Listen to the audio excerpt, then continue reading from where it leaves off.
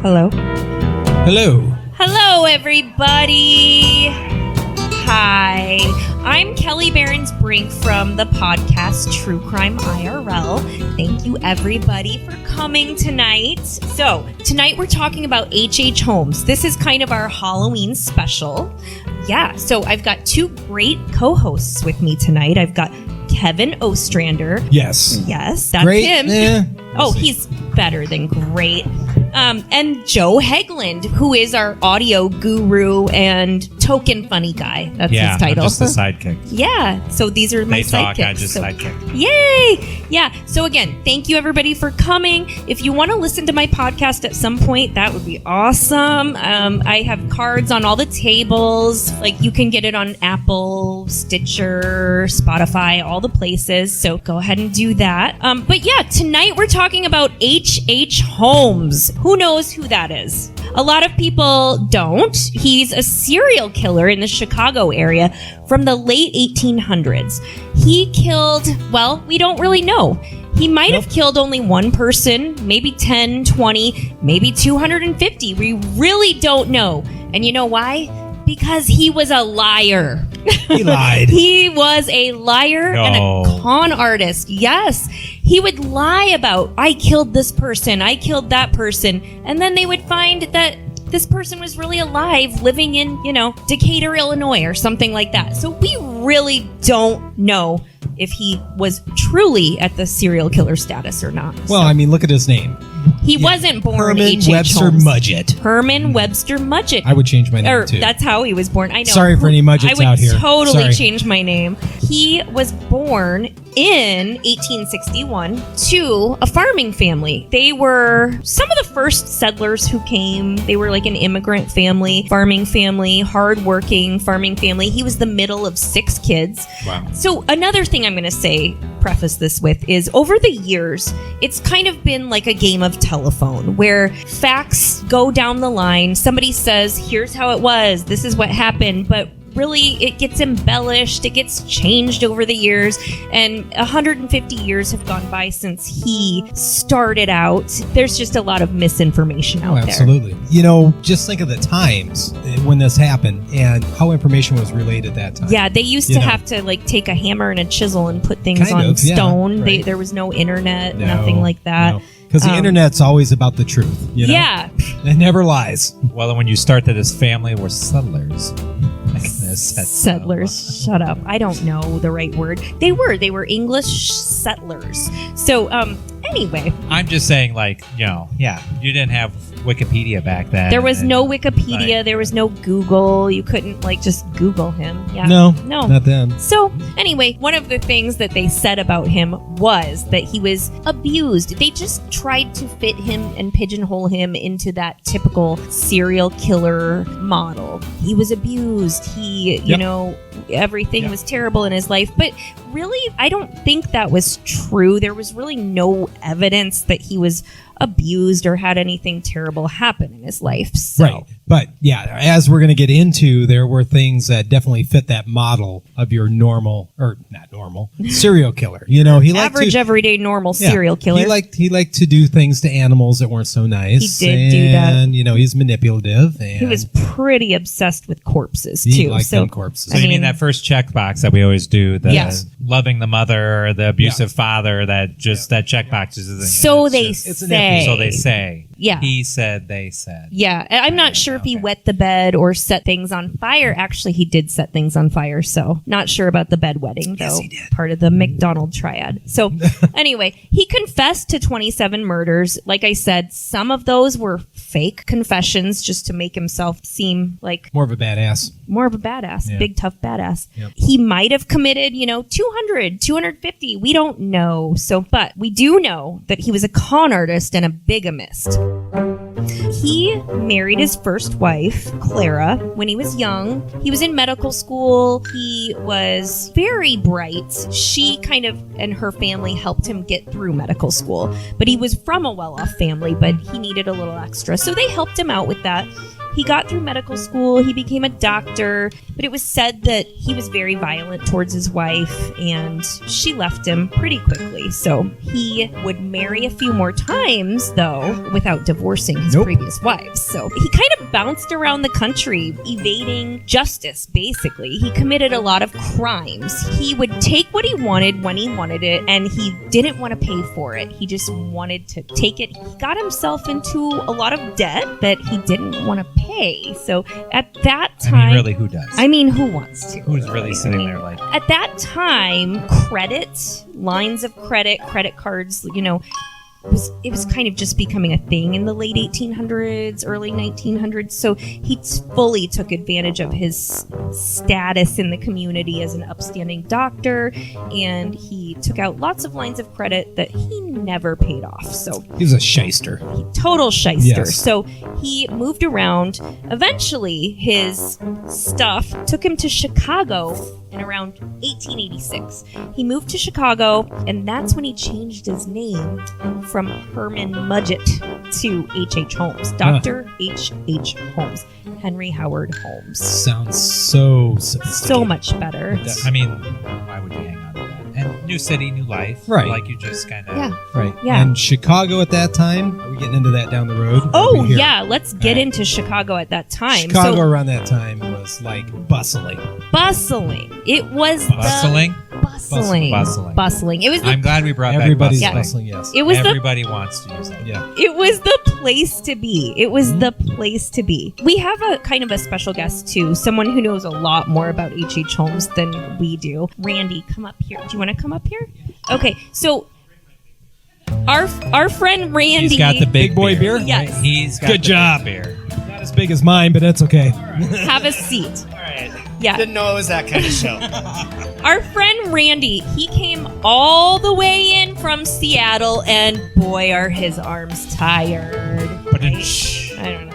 What's your Drum drum sound set? effects too. Randy likes H.H. Holmes. Tell us. I do. I Yeah. really do like him. Yeah. I respect him, You're scaring me right now.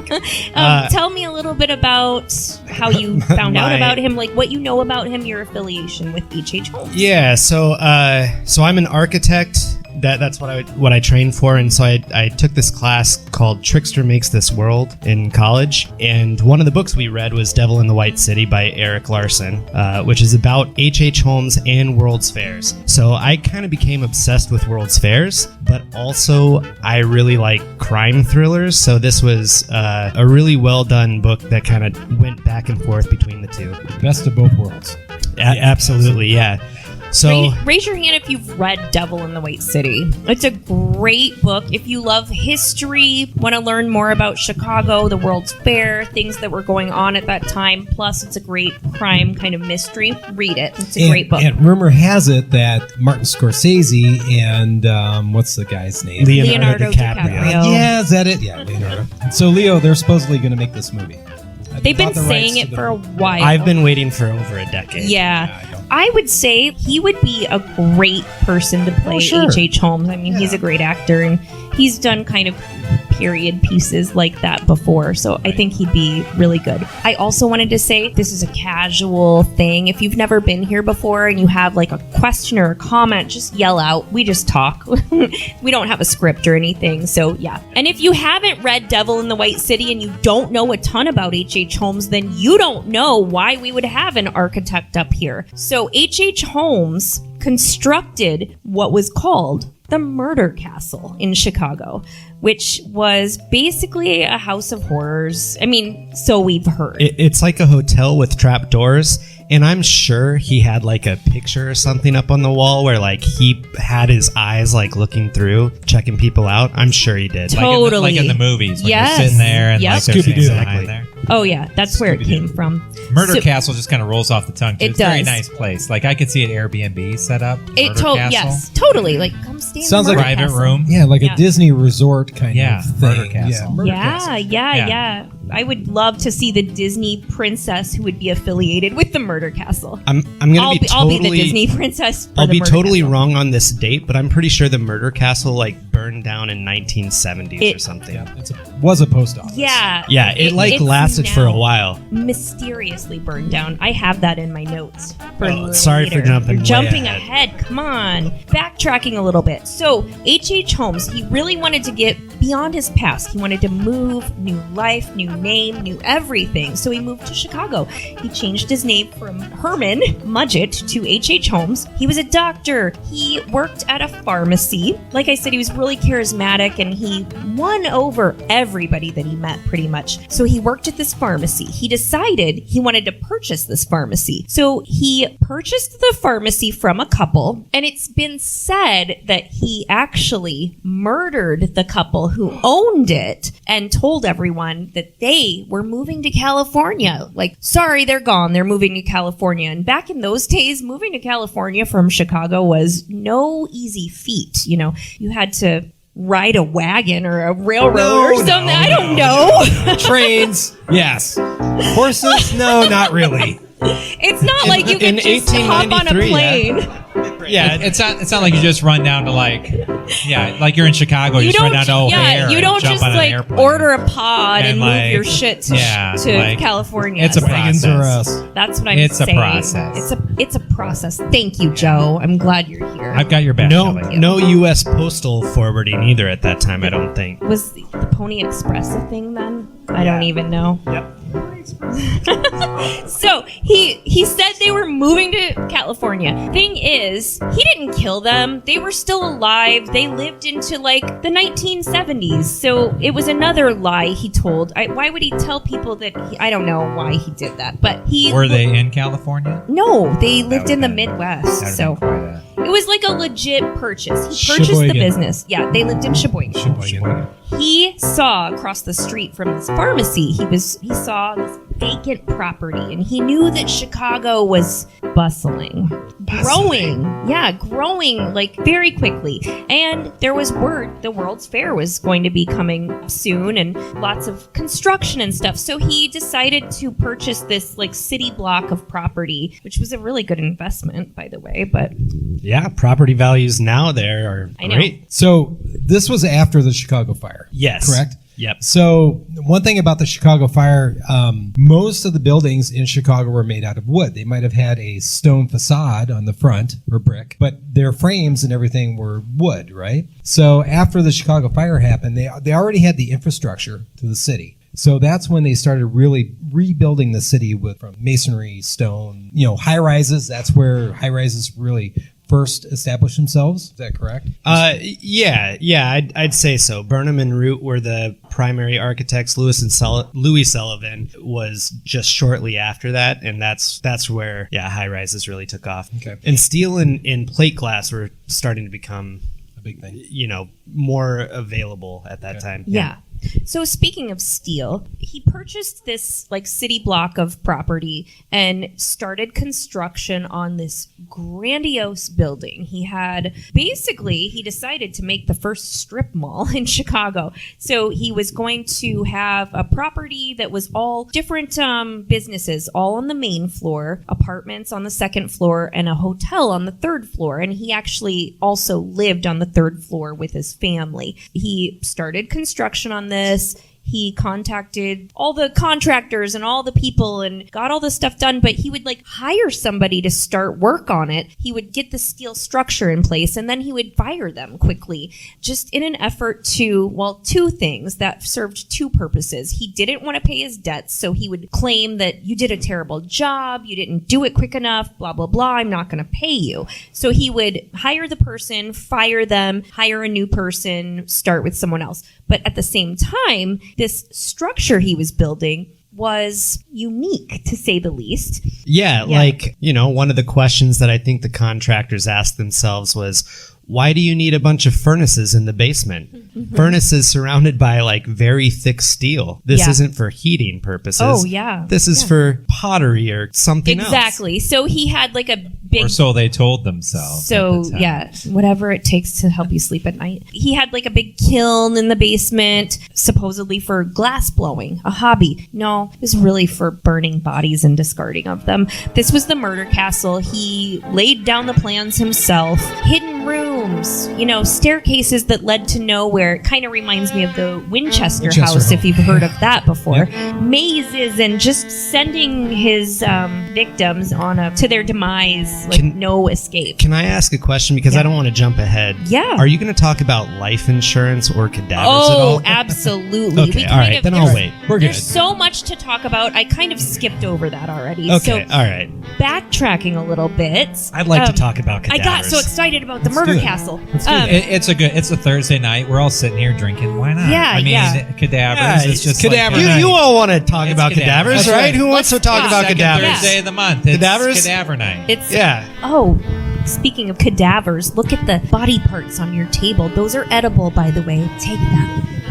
Or so she No. says. There are feet, ears, all sorts of stuff there for you to enjoy. What are the eyeballs? Those are just fun. Oh, just okay. throw them at people. So don't eat those. Don't eat those. They're No. not edible. No, I mean, you eat can them. try, but Stuff in So- wrappers you can eat. yeah. Okay. So HH Holmes, back when he was Herman Mudgett and in medical school, he had some financial problems. Like I said, his wife Clara, his first wife Clara, helped him get through medical school, paying the bills. Her parents helped a lot.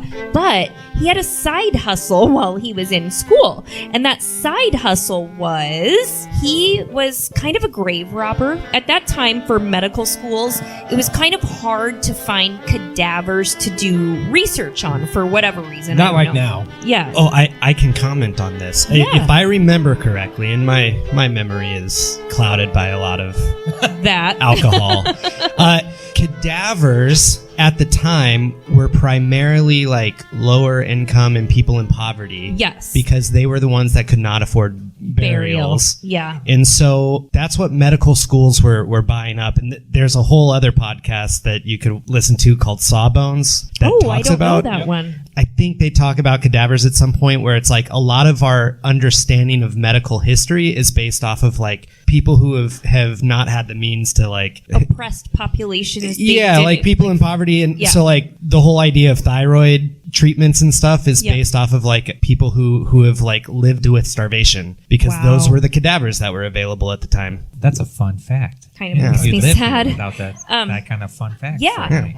But they were hard to come by at this time. They so, were, yeah. So he would rob fresh graves. He would claim, that he obtained them legitly. Like, how do you do that? Like, here's a dead body for you. I got it. It's totally not you could weird forge at all. documentation very easily Oh, back at that time. Back then, it was all like Yeah. typewriter There's no and handwriting. computers like backing you Yeah. up and like Yeah. No Yeah. fingerprints. No side chain. No or driver's blockchain to licenses? protect I don't know. everything. And also, skeletons were hard to come by as well. So he would sell both. He would dig up graves, he would sell cadavers for research, and he would also, this might have been later, but he would take a dead body and put it in an acid tub and keep the bones and like sell them to a college. So that was his side hustle. I don't recommend it. That'd have made quite an Etsy shop like Yes. nowadays. Like a Oh good- yeah, I let's bet we all- could totally find that on Etsy. Yeah. Do that. Actually, Yeah, that'd been a good one. You get the bodies. I'll get the Etsy. You'll He'll get Etsy the set up and acid. We'll work it together. All right, afterwards. Not sketchy at all. Not sketchy. Nope, nothing to see here. He also, like I said, he was a scammer, a con artist, all of those things. He would occasionally take a dead body, find a friend, take an insurance policy out on his friend, and scar the body, disfigure the body. I don't think fingerprints were really a thing then, or DNA was definitely not a thing then, and say, oh, my friend died. Basically, here they are. I had insurance on him. Here's the insurance Yeah. papers. Give me the money. So he did a lot of that as well. It's an obsession of his. Yeah. As far as I can tell, is that he was obsessed with this idea of making a quick buck, and dead bodies were lucrative for him. Yeah. Also goes to show that time. Because I don't think nowadays you could all of a sudden keep showing up and be like, hey, by the way, Got more. my friend died. I had a life insurance policy on him. Like, there's better tracking. Isn't that, now. yeah, that wouldn't happen now. No. Actually. Dead bodies for you. You have an insurance policy out on me? Yeah, you didn't know that? No, I didn't.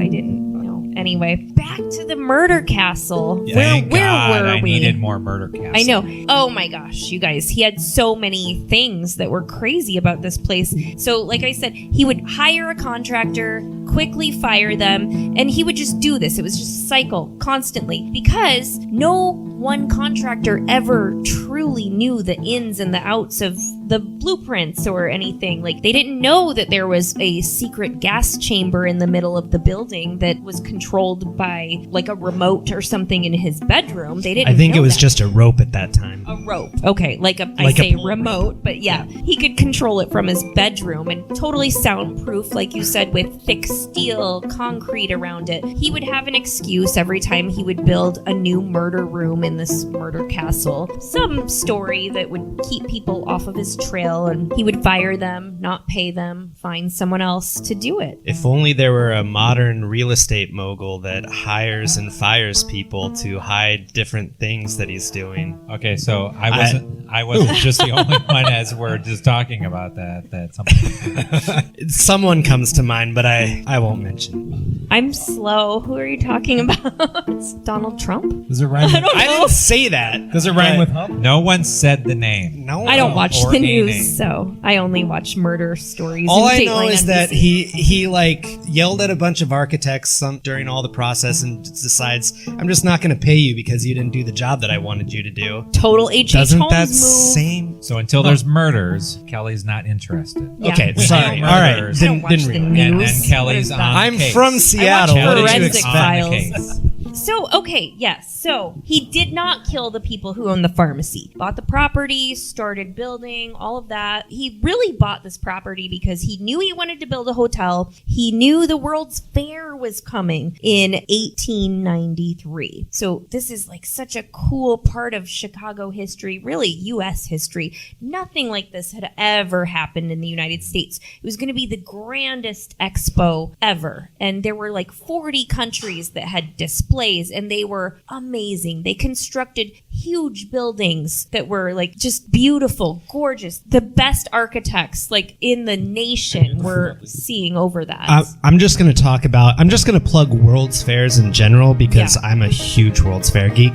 They still happen. I didn't know you're they saying have- plural. Like I thought there was a World's Fair. No, I didn't know. They happen every 3 years consistently since 1860 till present. Wow. Was this the first though? This Nope. one in Chicago? No, the first one was in Britain, I think. Okay. But This one was going to be like bigger and better. yeah, so think of structures like the Eiffel Tower and the Space Needle in Seattle. When I say grand, that doesn't even do it justice. Like these were amazing. Yeah, like if you think of Olympic villages now, that's what World's Fairs have been and still really are. They're just like not really publicized because it's really about like showcasing developing countries and they put like their best technology, it's like a giant science fair, like a Disney-sized science fair, and they put it on display. So there's always like huge architectural projects and stuff, but it happens every 3 years. The only time that there was like a 7-year pause was during World War II. Oh wow. Well, and if you think about houses that were built even in that time, look at like a gorgeous house, the trim and the architectural details. I don't feel like they have those same things nowadays in a new construction home, and so that is how the architecture was at the World's Fair in Chicago in 1893. A lot of 1893. A lot of the bridges in Des Moines, Iowa are actually inspired by the Chicago World's Fair of wow. 1893. Wow, that's so cool. So which buildings in Chicago right now that still exist were part of the state? Or I was going to ask that too. I believe the Science Museum That was constructed for the World's Fair. in 1893. That's crazy. And a lot of the landscape of that area is sort of like right on that Lakeshore Drive. Yeah, there was a huge landscape. So the landscape design is really what sort of has been maintained over this time. Most of those buildings are sort of like stage construction, like it's plaster and stuff that'll fall down and, go away. But the Science Center, I believe, was one of the original buildings and it's still there. Very cool. So he wanted to be part of that, and really the reason why is he saw an opportunity there to make money. Not legit. He preyed on all the people who were coming into Chicago for the World's Fair. He found some wives, some more wives that way too. So at that time, Chicago was a hub for young women who wanted to make their lives better. Yeah, it was a place where an independent, strong young woman of the time would go to make a new life for themselves, start a career they maybe couldn't have had in it where they're from or something like that. Lots of job opportunities. It was, I feel like, a really open-minded, kind of liberal place to be. Yeah, and I think it's important to note too, up until this time, World's Fairs happened in Europe. So this is like Central America. Like, it became accessible to a whole bunch of people who lived in sort of rural communities, right? To get to this big metropolitan and always, as usual, like in those times, like there were lots of aspiring actresses, women who wanted to get into entertainment, things like that, beautiful young women, and he took notice of that. So a lot of his victims came hand-plucked out of the World's Fair. So the other kind of interesting thing about that time is, like, there's no immediacy at that time. Like, you can't text your mom and say, hey, I'm here in Chicago. You would write a letter or a postcard, and it would take weeks before that communication got back to somebody who actually knew where you were.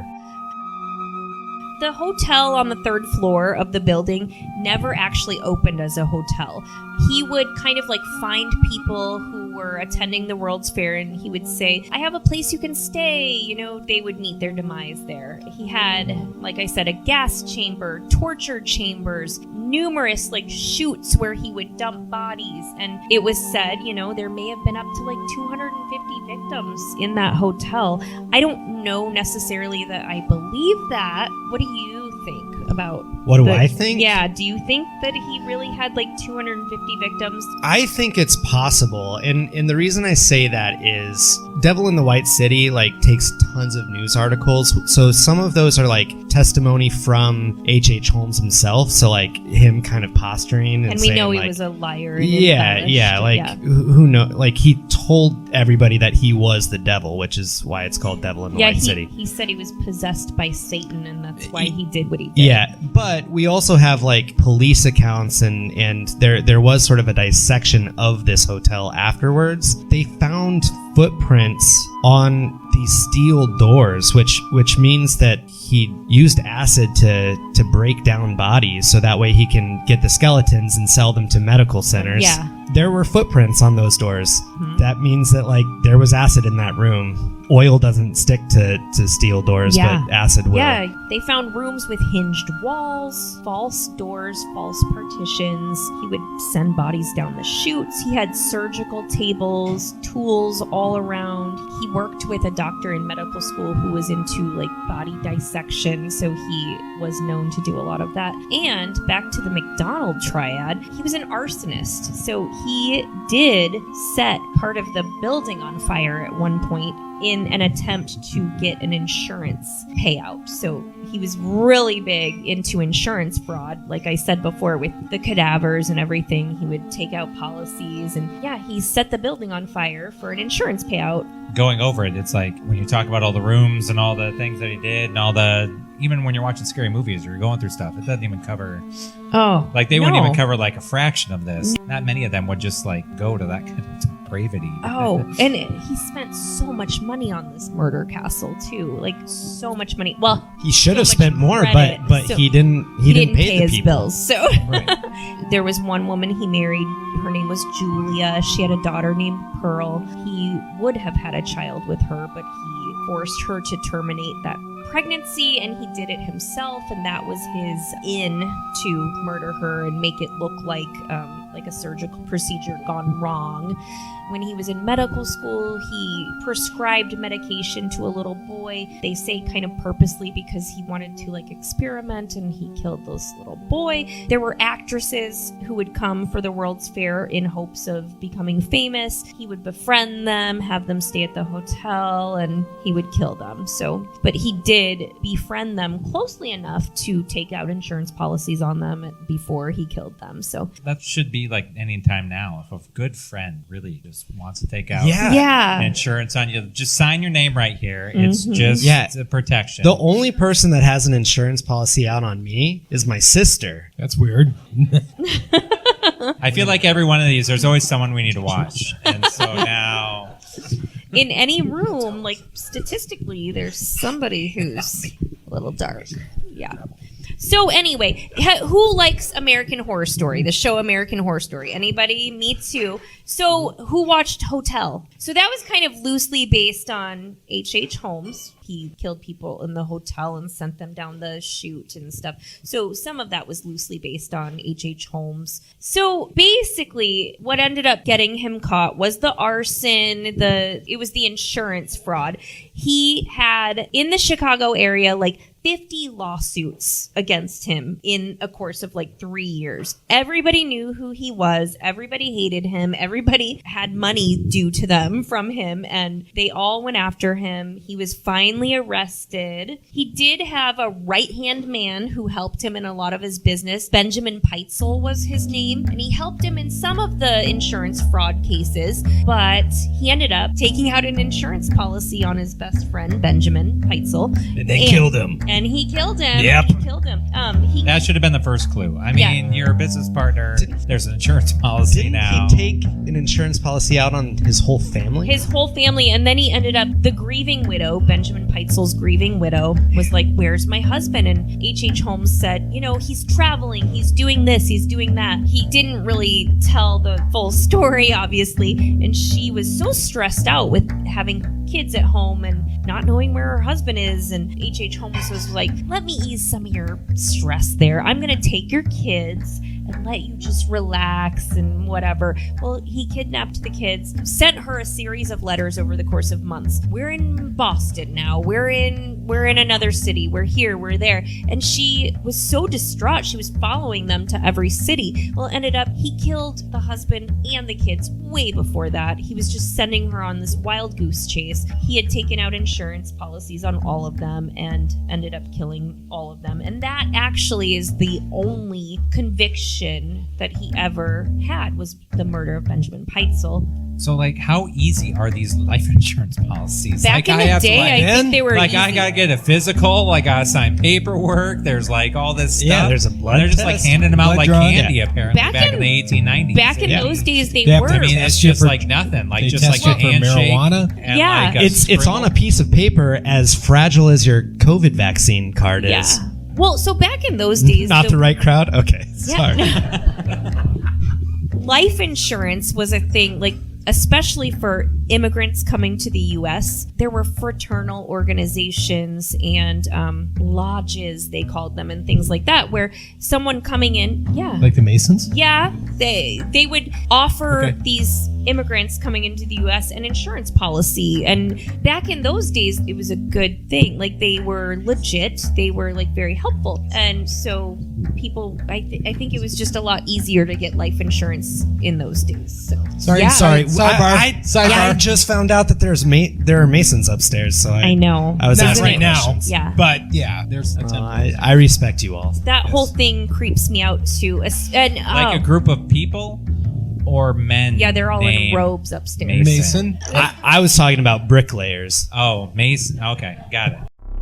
If we were really ballsy, Yeah, we should do a whole thing on Masons. I think we No, you should do that. shouldn't. We should do it on those kind. I want to do one. I will not be here that night. I'm sorry. Are you a Mason? I have a prior engagement. Are you scared?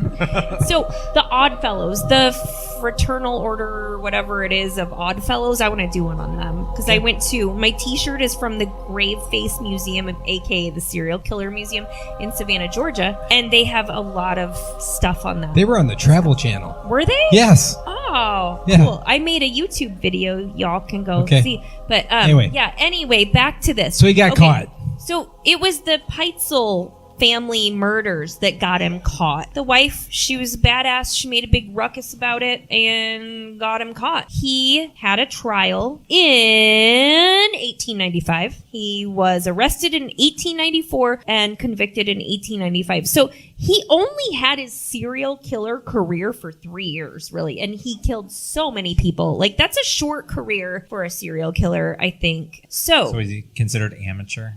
I know he's like one of the professional? most notorious. Yeah, he was pretty smart. It depends on his sales record of cadavers and whether or not he dug up those graves or not. Whether he was responsible for the cadavers. It's hard or whether work to also- dig up a grave. Yeah.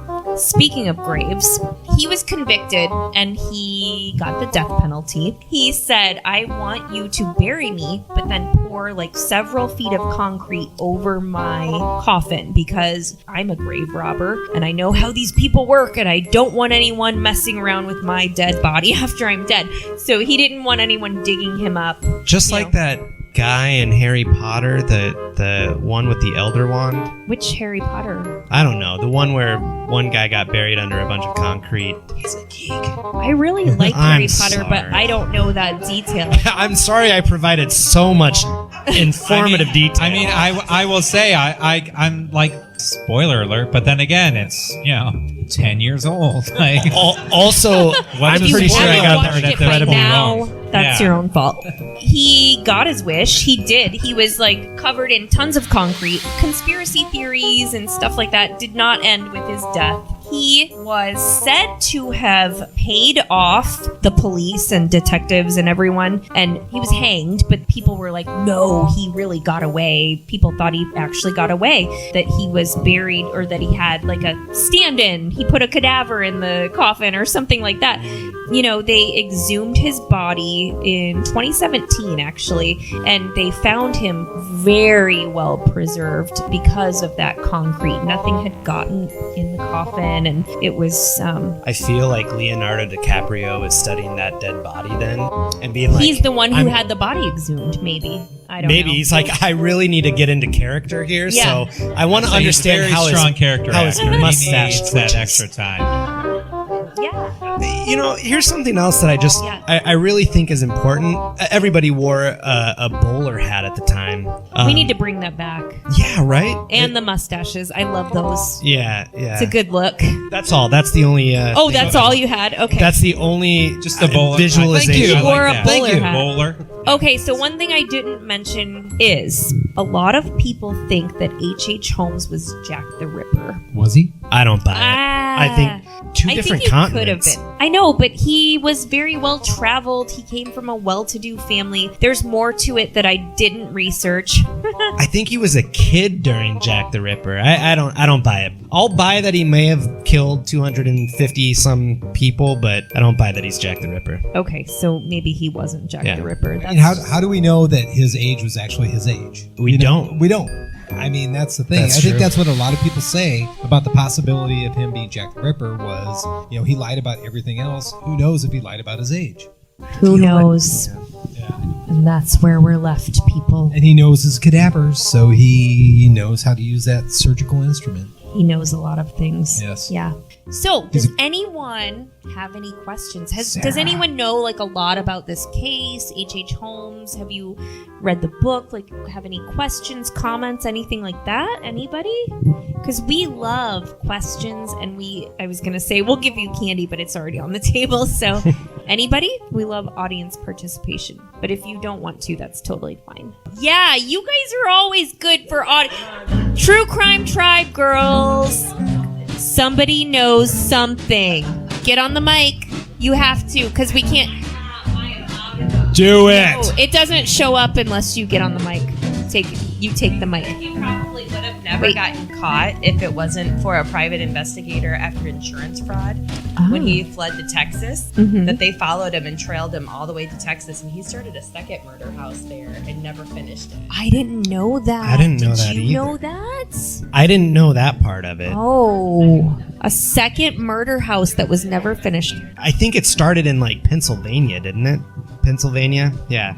He was, I don't know, overseas somewhere, and he was taking the kids. Overseas, in quotes. And he took the kids and said, "Oh, we're gonna meet up with him." So she was like trying to, so close several, and had murdered the kids long before that. Yeah. Very interesting. What was that you watched or read? Where I was don't know. that? I've read so many different things. Yeah. He's very fascinating because He is. his mind to construct and know how to tell the contractors Contract. how to build these things. Yeah. Is just amazing. Yeah. There's no denying he had a vision. He was not an architect. He was a doctor, and he drew out the plans. He had the whole, And it was all of it. to disorientate people because Yes. they said they used his special concoctions as a pharmacist, and they'd pass out and wake up, and they didn't know where they were, and so they try Yeah. to go somewhere, and they just get disorientated. And Yeah. He used chloroform, various drugs to disorient people, and Yeah, he's a creep.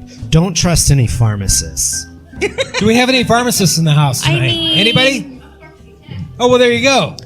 If she comes and I knocks trust on your you. door and says, Keep an eye "I'd like to out right take there." out an insurance policy on you and your family," shut the door. isn't that funny? Like, that's such a sketchy thing. Like, who would do that now? Like, you automatically think murder if anyone's. I would like to take an insurance policy out on you. No. If someone No. looks at me on the bus, I assume. Yeah, that they want to kill you, right? I do too.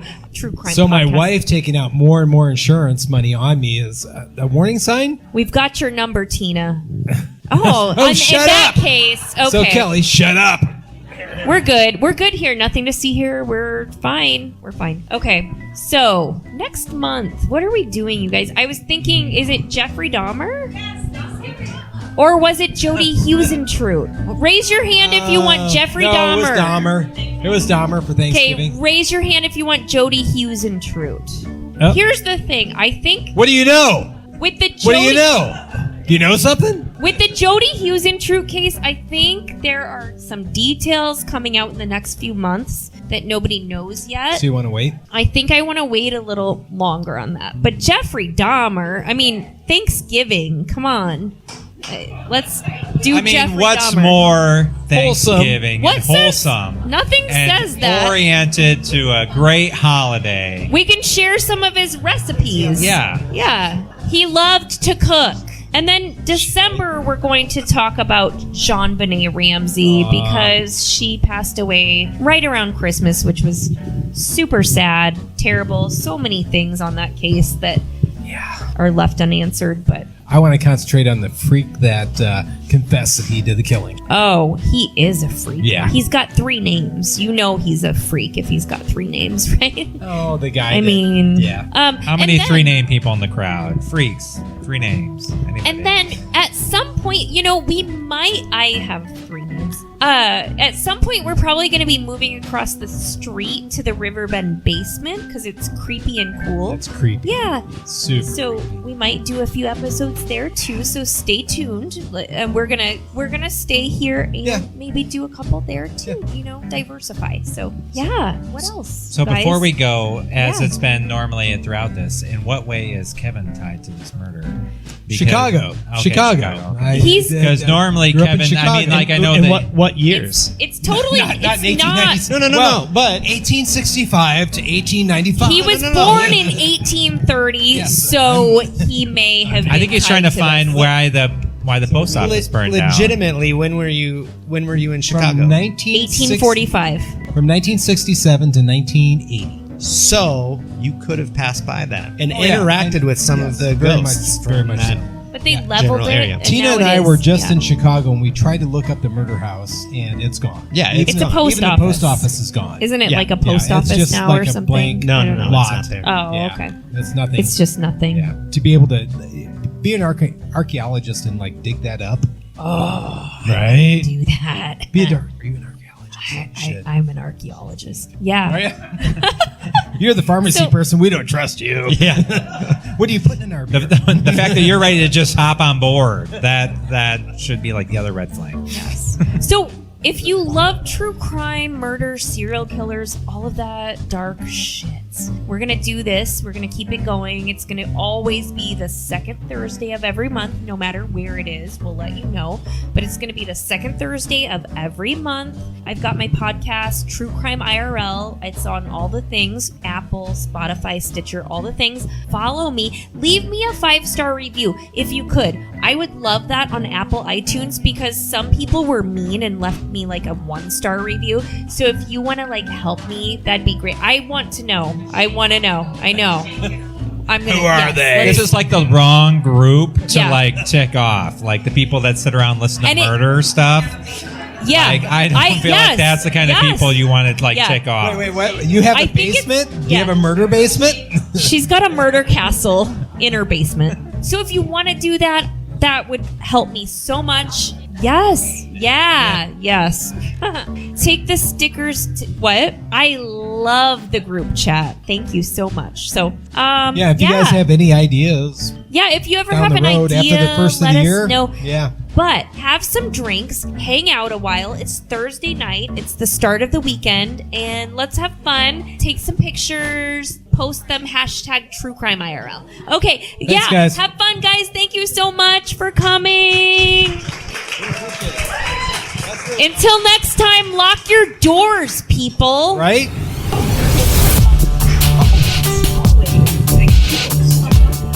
True Crime IRL is written, produced, and hosted by Kelli Berens-Brink.